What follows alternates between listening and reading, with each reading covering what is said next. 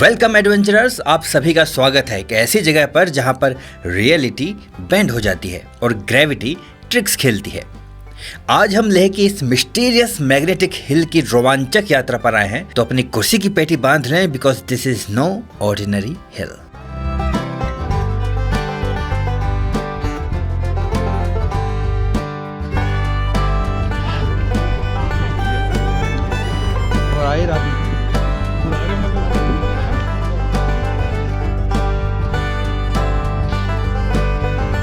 दोस्तों, आज हम ट्राई कर रहे हैं यहाँ लेह सिटी का लोकल फूड, पूरे लद्दाख का लोकल और फेमस फूड है ये।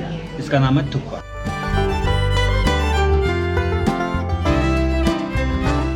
मुझसे मेरा मुंह नहीं खुलता, पूरा मुंह नहीं खुल पा रहा है इनका, क्योंकि बाइक चला चला के ठंडी हवा से एक तो नाकों पर फर्क पड़ा है और एक होठों पर फर्क पड़ा है। और अभी एक और चीज़ आ रही है, मिक्स वेज प्लस टिंगमो।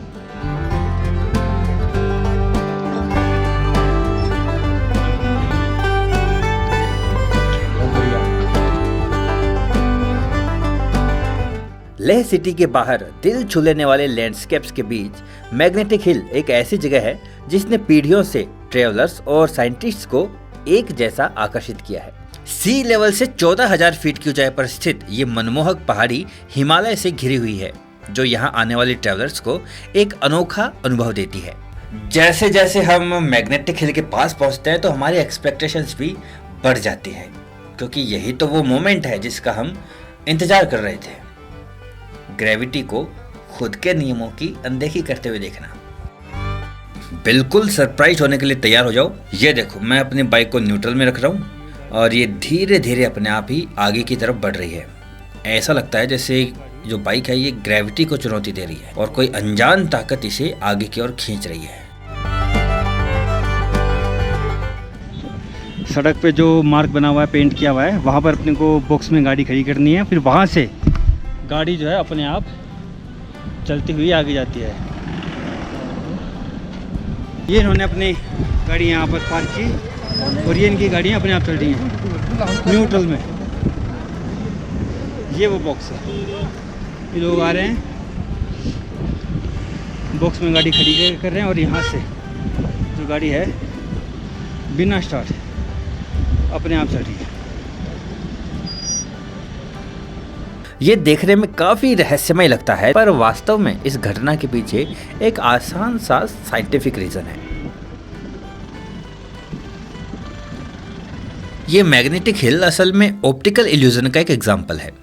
यहाँ की सराउंडिंग्स, हिल्स और इस रोड का अलाइनमेंट आपस में मिलकर एक ऐसा इल्यूजन क्रिएट करते हैं जिसमें ये जो सीधी और चढ़ाई जैसी लगने वाली सड़क दिखाई दे रही है, ये असल में एक ढलान है। और ग्रेविटी यहाँ भी बिल्कुल वैसे ही काम कर रही है जैसे कि वो काम करती है। ये गाड़ियों को नीचे की ओर खींच रही है। तो ये जगह तो भले ही असल में कोई जादुई ना हो, लेकिन जहाँ हम अब जा रहे हैं वहाँ आपको एक ऐसी चीज़ जरूर देखने को मिलेगी जिसे देखकर कोई भी हैरान रह जाए। साथ ही उसकी कहानी भी बड़ी दिलचस्प है। पर पहले हम देखेंगे रास्ते में आने वाला दो नदियों का बहुत ही खूबसूरत संगम।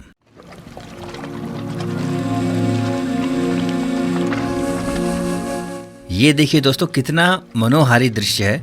ये जो आप पहली नदी देख रहे हैं हरे रंग की, ये है हमारे भारत की पहचान सिंधु नदी, जिसे इंडस नदी भी कहते हैं। और ये जो दूसरी नदी है मटमैले रंग की, ये है ज़ंस्कार नदी, जो कि ज़ंस्कार घाटी से बहकर आ रही है। तो अब हम चलते हैं हमारे उसी चमत्कारी स्थान की तरफ।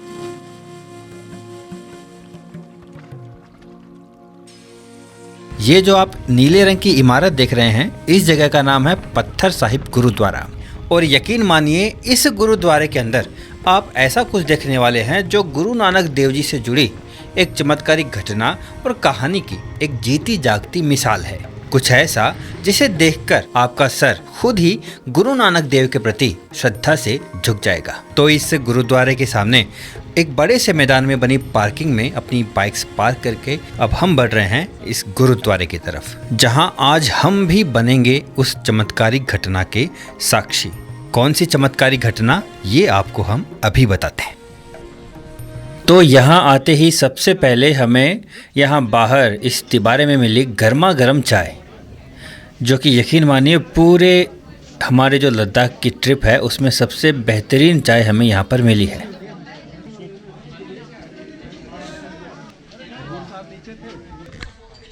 तो चाय पीने के बाद अब हम इसके अंदर चलते हैं, लेकिन अंदर चलने से पहले हम इस गुरुद्वारे की कहानी जान लेते हैं जो बहुत ही रोचक है। कहते हैं कि गुरु नानक देव जी 1517 ईस्वी में सुमेर पर्वत पर अपना उपदेश देने के बाद नेपाल, सिक्किम, तिब्बत होते हुए यहाँ लेह पहुँचे थे। तब यहाँ के लोगों ने उन्हें लेह की पहाड़ी पर रहने वाले एक राक्षस के बारे में बताया जो उन लोगों को परेशान करता था और मार देता था। तो लोगों की परेशानी और तकलीफ सुनकर गुरु नानक देव जी ने यहाँ नदी के किनारे पर अपना आसन लगा लिया। पर जब राक्षस ने ये देखा तो वो गुस्से में आग बबूला हो गया और उसने गुरु नानक देव जी को मारने की योजना बनाई। फिर एक दिन जब गुरु नानक देव ईश्वर की भक्ति में लीन थे, तब राक्षस ने पहाड़ से उन पर एक बड़ा सा पत्थर गिरा दिया। लेकिन वहाँ एक बहुत ही अनोखी घटना घटी। जैसे ही उस पत्थर ने गुरु नानक देव को छुआ तो वो पूरा का पूरा पत्थर मोम में बदल गया और गुरु नानक की पीठ का हिस्सा उस पत्थर में धंस गया। तब राक्षस पहाड़ से नीचे उतरा, लेकिन गुरु नानक देव को जिंदा देखकर वो हैरान रह गया। गुस्से में आकर राक्षस ने अपना दायां पैर जोर से पत्थर पर मारा, लेकिन उसका पैर भी पत्थर में धंस गया। तब राक्षस को अपनी गलती का एहसास हुआ और वो गुरु नानक देव के चरणों में गिर पड़ा। तो गुरुजी के शरीर के निशान के साथ ही राक्षस के पैर का निशान भी इस पत्थर पर आज भी देखा जा सकता है। उसी पत्थर को आज पत्थर साहिब के नाम से पूजा जाता है। तो चलिए अब अंदर चलते हैं और पत्थर साहिब के दर्शन करते हैं। 1970 में जब ये पत्थर यहाँ पर मिला तो इंडियन आर्मी ने यहाँ पर गुरुद्वारा बनवाया और इंडियन आर्मी ही इस गुरुद्वारे में सेवाएं और देखभाल का काम संभालती हैं। तो अब हम अंदर आ चुके हैं और ये सामने ही आप पत्थर साहिब के दर्शन कर सकते हैं। इस पत्थर पर आप वो निशान भी देख सकते हैं जहां गुरु नानक देव जी का शरीर धंस गया था। ये पत्थर साहिब का पिछला हिस्सा है। अभी यहाँ से घूमकर हम इसके सामने की तरफ जाएंगे जहाँ पर हमें वो निशान दिखाई देगा जहाँ गुरु नानक देव जी की पीठ का हिस्सा धंस गया था। ये हम इसके सामने आ चुके हैं और ये देखिए, ये ठीक सामने आप साफ साफ देख सकते हैं वो निशान जहाँ पर गुरु नानक देव जी की पीठ धंस गई थी और इसके ठीक ऊपर वो राक्षस के पैर का निशान भी आप साफ साफ देख सकते हैं।